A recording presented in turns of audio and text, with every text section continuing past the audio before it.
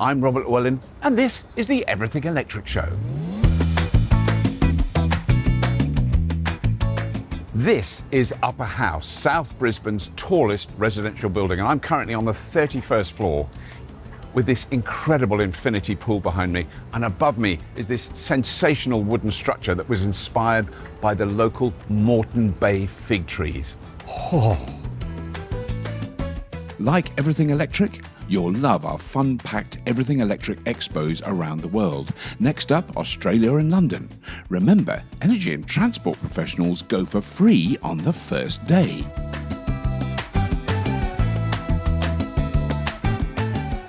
Whilst Upper House might look and feel like a 5-star hotel, the stars we care about are its 8 stars NatHER, or Nationwide House Energy Rating Scheme, which were awarded by the National Construction Code. Those 8 stars are 2 stars above the minimum standard, and it also boasts a 5-star green rating. Between those 13 stars, that's what brought us to this amazing building. To find out more. So Andrew, I mean, for a start, this is an amazing building. It truly is breathtaking to go around it. Can you tell us, though, a bit about the kind of sustainability of it? Because that's clearly, I think what's exciting about it is you've had time to think, let's make a really amazing building, let's make it very luxurious for the residents, but also let's make it a lot more sustainable than we would have done, say, 10, 20 years ago. So here, early on, initial concept stages, Koichi Takada, the architect, and our design team work hard on incorporating sustainable key elements. So we have increased floor heights in the typical apartments of 3 metres, which is about 40 centimetres to 60 centimetres greater, which allows more daylight, more ventilation. Right. We work heavily on the facade, the glazing and the external envelope of the building to increase its thermal performance. Right. So it's staying cooler for longer and it's not heating up as much. We then try and offset it wherever possible.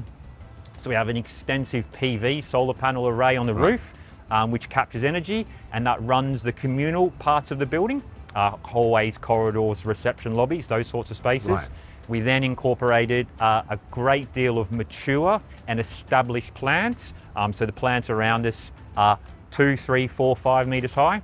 Right. And that really lends from the initial design concept that Aria as a client delivered to our design team and our architects to incorporate in the building.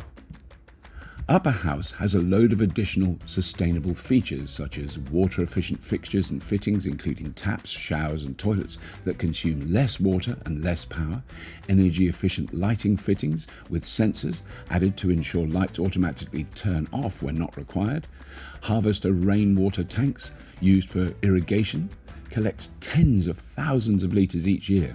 There's a tenant EV car share service and residents get complimentary usage of an electric Mercedes-Benz, all of course powered by rooftop solar panels. In addition to Upper House, Aria are working on lots of other projects to help transform the South Bank area of Brisbane.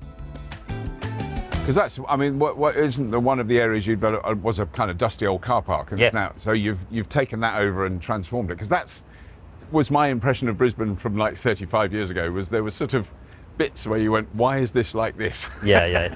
Back then it was really that, there was the sleeping areas, and then now they're becoming really the cultural significant, right, and where families want to live in a city environment and be able to work and play. And that then also leads on to one of the other parts that's incorporated. In inner city residential living, it becomes really efficient for the car to be electric. Yes. It works really hard to, works really well with then incorporating an EV system in the building, and the electric car in the city is a perfect vehicle. As of October 2023, the National Construction Code, NCC, mandated that new apartment buildings with car parks must be EV ready. This means having the right electrical infrastructure in place to support future installation of EV chargers in each parking space, but doesn't necessarily mean they have to be installed immediately. There are also slightly different rules across the country. In New South Wales, for example, as of March 2024, owners of new apartment buildings will need to install at least one EV charger for every 10 car spaces, with options to increase this based on resident demand. But for buildings like this one with almost 200 apartments, how on earth do you go about getting enough power into the building and then managing it? So we're like we're underground here, and it's taken me a while to understand this. We're underground in a building that's really near a river, so quite a high water table. So this has been described to me as a wet wall, which makes me quite nervous.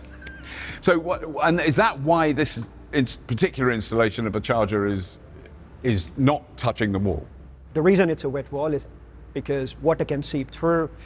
So one of the considerations we had when we were speaking and working with the developer to design how we install these chargers, which customers wanted in these car spots here, was how do we make sure this electrical infrastructure actually sits a bit further away from the wet wall. Right. You have this uni-strut, which is running from the wall upstairs. Right. It sort of gets to the ground, and then that's where you have your charger installed, so it stays away from the wet wall. Yeah. So I think we had around 60 people who'd requested chargers while they were moving in.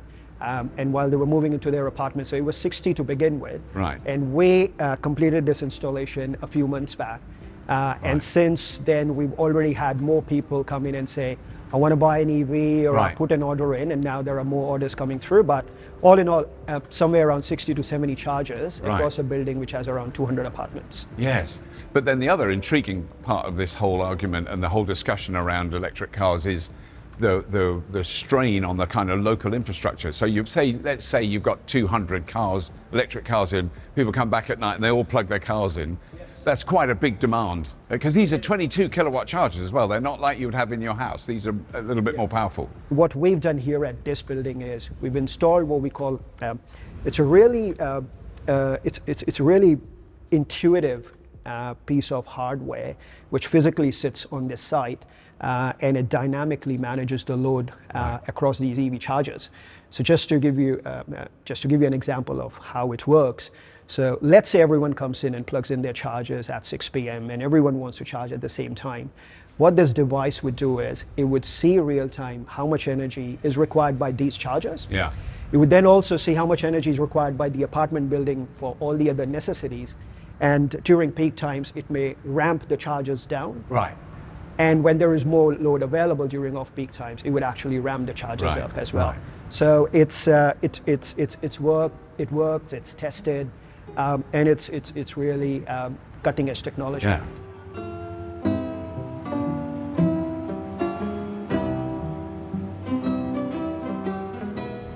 So I've taken a short walk from Upper House to this area. This is Fish Lane. It's hard to believe that a few years ago this just used to be a car park underneath the railway lines in the middle of Brisbane. It is now a subtropical oasis. It's about 1,500 square metres. It has 3,000 tropical shrubs and plants. It just makes it a much more pleasant environment to be in. And that's kind of the critical story here. It's all well and good to build a really good, sustainable building with electric car charging facilities in the middle of a city like Brisbane. But you also want to make the surrounding area as pleasant as you can so people can meet and enjoy themselves and not be stressed with the concrete jungle that they live in. This is a concrete jungle with some real jungle. So I just think it's an amazing a transition. Wouldn't it be great if all new buildings were built like this, from the poshest to the most basic, and they all had the facilities that they're talking about here? They did have renewable energy built in, they did have sustainability and, ultra low energy usage and electric car charging in car parks. It's not that hard to achieve. We can do it now.